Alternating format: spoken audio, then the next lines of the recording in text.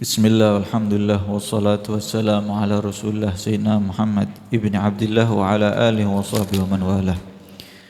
Wa qala radiyallahu an Ad-dunya al-mahmudatu hiya allati yasilu biha ila fi'li khair aw yanju biha min fi'li syarr. Wad-dunya al-mubahatu hiya allati la yaqa'u bisababiha fi tarkil ma'mur wala rukubi mahdhur.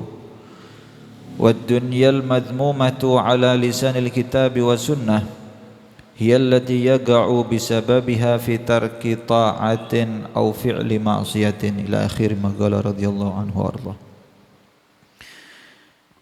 Dikatakan oleh beliau Al-Imam Al-Habib Abdullah bin Alawi bin Muhammad Al-Haddad, nafa'anallahu bihi wa bi'ulumihi fid dharain amin. Dunia itu ada tiga. Dunia itu ada tiga. Yang pertama, ad-dunya al-mahmudah, dunia yang terpuji, dunia yang bagus. Apa itu? Yang menyampaikan seseorang kepada perbuatan kebaikan. Semakin punya dunia, semakin dekat kepada Allah Subhanahu wa taala. Hartanya dibuat untuk zakat, hartanya dipakai untuk infak, hartanya dipakai untuk sabilillah, dakwah kepada Allah Subhanahu wa taala. Au yanju biha min fi'li syarr, atau dia mempunyai dunia menjadi sebab selamat daripada perbuatan yang buruk. Karena sebab punya dunia tidak mencuri, sebab punya dunia tidak khianat, sebab punya dunia tidak bohong. Allah Subhanahu wa taala menyatakan walladzina fi amwalihim haqqum ma'lum lis-sa'ili wal mahrum. Dan orang-orang di dalam harta-hartanya mereka mempunyai hak yang sudah diketahui. Artinya harta mereka wajib mengeluarkan zakat. Dia keluarkan zakatnya. Dan bagi orang yang meminta-minta, dia menjadi harga dirinya dijaga oleh Allah Subhanahu wa taala. Punya uang tidak sampai minta-minta kepada orang lain. Nah, sallallahu alaihi Muhammad. Ini harta yang mahmudah, ini dunia yang bagus, mendorong kita untuk berbuat baik dan menyelamatkan kita kepada perbuatan yang buruk. Pernah Amr bin As radhiyallahu anhuma, beliau mengatakan Rasul sallallahu alaihi wasallam pernah memerintahkan, mengutusku dan mengatakan kepadaku, ya Amr bin As, ambil baju kamu, senjata-senjata kamu yang di rumah, kasihkan kepada saya. Ini perintah dari Nabi Muhammad SAW. Harta kamu di rumah, bawa ke sini. Saya ambil, kata Amr bin As, dari rumah ada baju saya, ada senjata-senjata, bahkan harta-harta yang lain. Aku berikan kepada Nabi Muhammad SAW. Saat itu Nabi dalam keadaan wudhu. Setelah wudhu, diterima itu barang dari Amr bin As. Nabi memandang mulai ujung kepala sampai ujung kaki itu wajahnya Amr bin As, sambil menundukkan kepalanya. Kemudian seraya Nabi mengatakan, aku ini menginginkan kepadamu wahai Amr bin As, mengutus, memerintahkan ngambil harta, baju, senjata diberikan kepadaku agar nanti aku berikan ke tentara-tentara yang ingin jihad di jalan Allah Subhanahu wa taala. Sebab ini Allah akan selamatkan harta kamu, sehingga harta kamu menjadi penyelamat, harta yang baik, harta yang solehah. Sallallahu alaihi Muhammad. Kata Amr bin As, ya Rasulullah, saya ini sudah tahu tidak bakal selamat dengan sebab harta ini, sehingga saya enteng saya kasihkan kepada sampean, karena tidak ada orang yang selamat dengan harta. Akan tapi saya ini merasa akan selamat dengan mempunyai Islam saya dan dekat kepada sampean Rasul sallallahu alaihi wa ala alihi wasallam. Amr bin As ini mengira dunia ini tidak ada bagusnya, dunia ini tidak ada baiknya. Akhirnya dijawab oleh Nabi, ya Amr, ni'mal malu salih lil mar'i salih. Hai Amr, dunia itu memang jelek, tapi kalau dibawa sama orang-orang yang bagus akan menjadi bagus itu dunia. Wahai Amr, nikmatnya harta yang bagus ketika dibawa seseorang yang bagus. Sallallahu alaihi Muhammad. Pernah juga Sayyidina Ali bin Abi Thalib.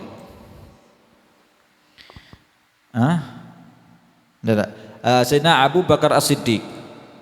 Sayyidina Abu Bakar As-Siddiq. Beliau mengatakan, dinuka lima adik.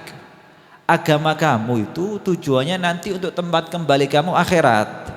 Wa dirhamuka lima asyik.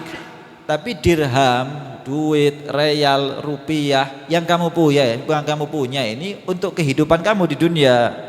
Wala khaira fi mri'in bila dirham. Maka seseorang ketika tidak mempunyai dirham sulit mendapatkan kebaikan.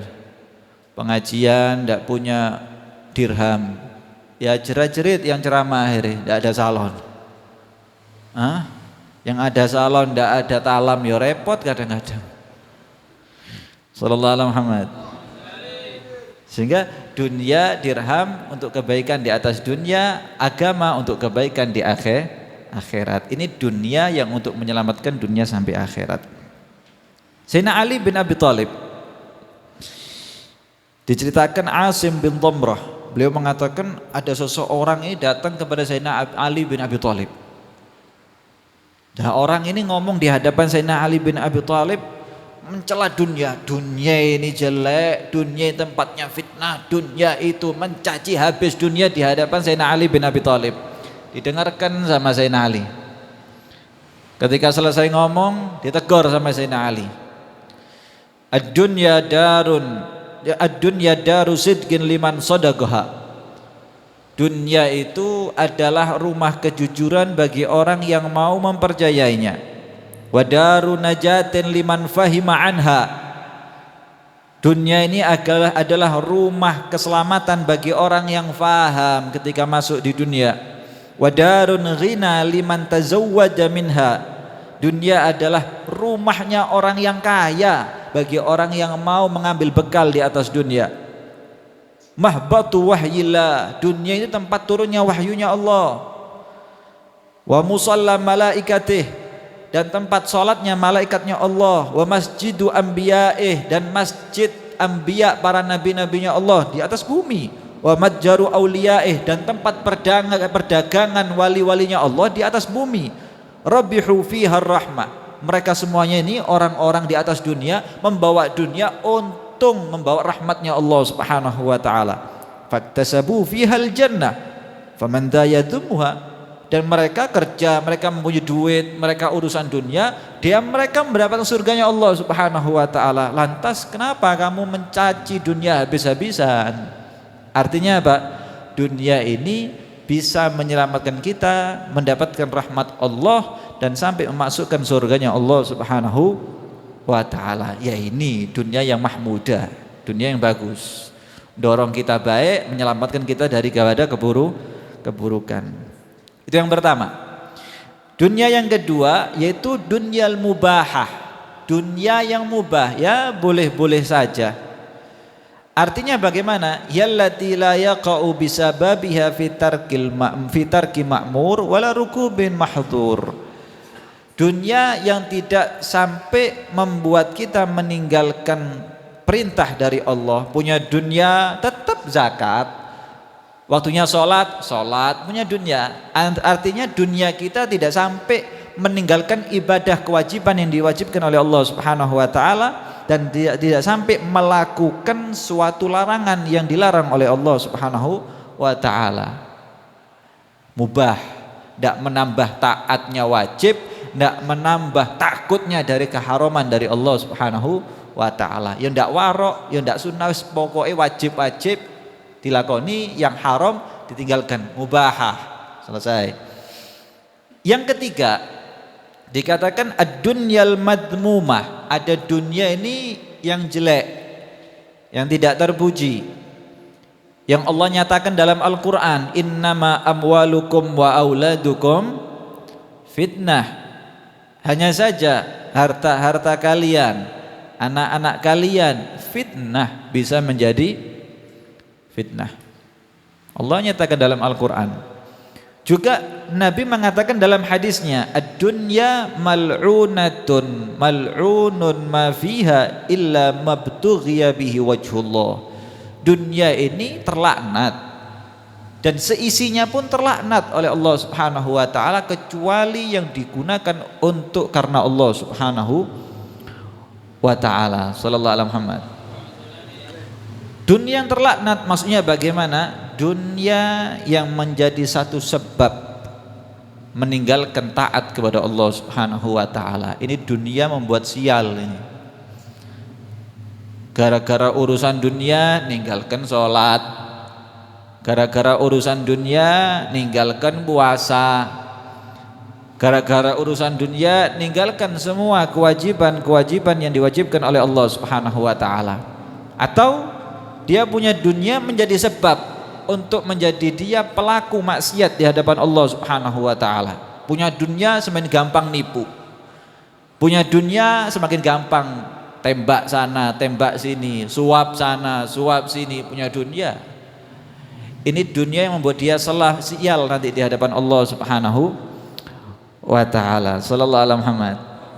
Maka dari itu dikatakan orang yang berakal harusnya milih yang pertama, agar supaya selamat dan menjadi kebahagiaan dia fidarain, di dunia sampai akhirat. Ya ini dunia yang diraih oleh para anbiya, para aulia. Mereka hidup di dunia bukan tidak kerja, sama, mereka kerja, kita juga kerja. Kita ini berdagang, mereka berdagang. Para anbiya mereka juga kerja, cuman kerjanya mereka mahmudah. Harta yang dipegang oleh mereka, dunia dipegang oleh mereka mahmudah, terpuji, sehingga dunia membuat mereka sebab taat kepada Allah dan meninggalkan semua larangan dari Allah dan tambah ketaatan, sehingga dunia sampai akhirat selamat gara-gara dunianya mereka. Kalau tidak mampu, berat, kayak niru Sayyidina Abu Bakar As-Siddiq, melarat habis-habisan, mulai kaya raya. Sayyidah Siti Khadijah kaya raya, melarat untuk Nabi Muhammad SAW. Lah awa-awaan ini beb, ojo separuh harta, seperempat harta dikasih untuk dakwah, mikir-mikir kadang-kadang. Bagaimana? Ya minimal lah, jadikan harta kita harta yang mubahah. Jangan sampai punya harta ninggalkan sholat, urusan kerja ninggalkan puasa, kita urusan dunia tambah pelaku haram. Jangan. Cuman kata beliau, ketika kita punya dunia tidak menambah ketaatan di dalam sunnah, tidak menambah warok di dalam meninggalkan sesuatu larangan dari Allah, ya ditambah niat yang bagus. Punya dunia ditambah niat-niat. Dikatakan lakin idza nawa bi aklihil gua li taatillahi lahu magat nawa. Akan tapi jika seseorang itu memakan sesuatu dari urusan dunia, niat ketaatan, niat untuk kekuatan agar supaya ibadah kepada Allah, dia dicatat oleh Allah tambah pahala.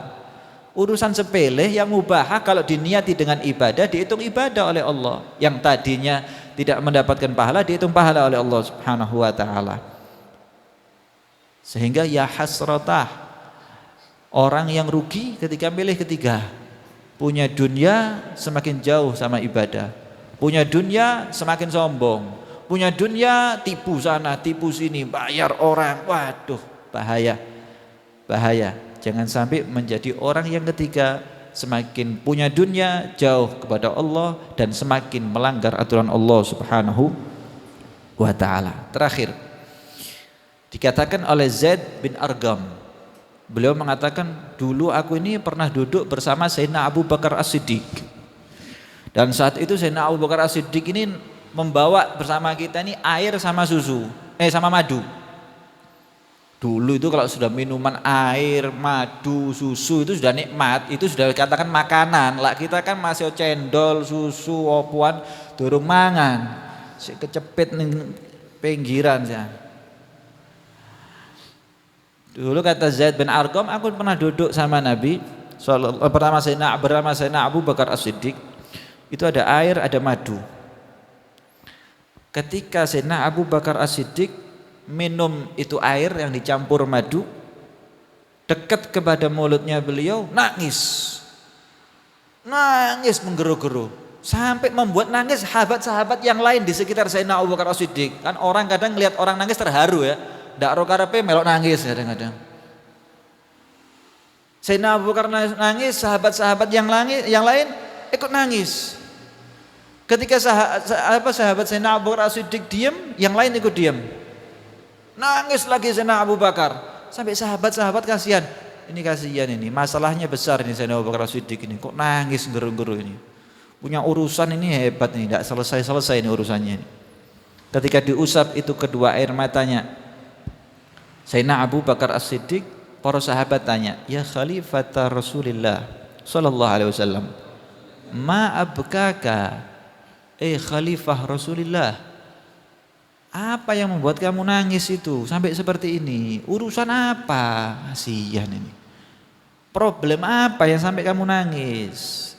Dijawab oleh Sayyidina Abu Bakar As-Siddiq, yang membuat aku nangis ini, aku teringat dulu aku pernah bersama Rasul sallallahu alaihi wasallam. Saat itu Nabi itu menginginkan dia sendiri, yang lain suruh keluar sendiri semuanya. Aku tanya, setelah beliau keluar dari kesendiriannya, aku tanya, "Ya Rasulullah, kenapa Anda kok sendiri? Kok tidak mau ditemani yang lain? Kok tidak duduk bersama yang lain?"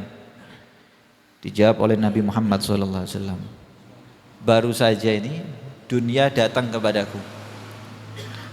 Ini kelasnya Nabi, ojo sampai tiru-tiru. Barusan saya didatangi jin ifrit, didatangi jin semprul, no. Ini Nabi ngomong, baru saja dunia datang kepadaku dan menawarkan segala hal kepadaku, segala hal. Dan aku mengatakan kepada dunia, ilaiki anni, ndak, kamu menjauh dariku, ndak, sana, ndak, saya ndak mau sama kamu. Akhirnya ketika aku usir itu dunia, menjauh itu dunia, keluar itu dunia, sambil mengatakan, in aflatta minni falan yanfalita minni man ba'dak. Nabi, kalau kamu bisa selamat sama aku, ketahuilah tidak bakal selamat orang-orang setelah kamu untuk menerima aku. Sallallahu alaihi Muhammad. Sehingga Sayyidina Abu Bakar As-Siddiq, aku ini termenung memikirkan Nabi Muhammad selamat, kata dunia orang tidak bakal selamat setelah zamannya Nabi Muhammad SAW kalau urusan dunia. Dan terjadi hadirin, sopo yang selamat urusan dunia, illa man yahdihillah, kecuali orang yang dikasih hidayah oleh Allah Subhanahu wa taala. Ini minta sama Allah kasih hidayah, karena dunia itu di mana-mana bakal ada. Cuman masalah hidayah, petunjuk dari Allah Subhanahu wa taala yang mahal. Tidak sulit orang bisa selamat dari urusan dunia. Allah mahdina bihudak insyaallah. Amin Allahumma amin, wallahu alam.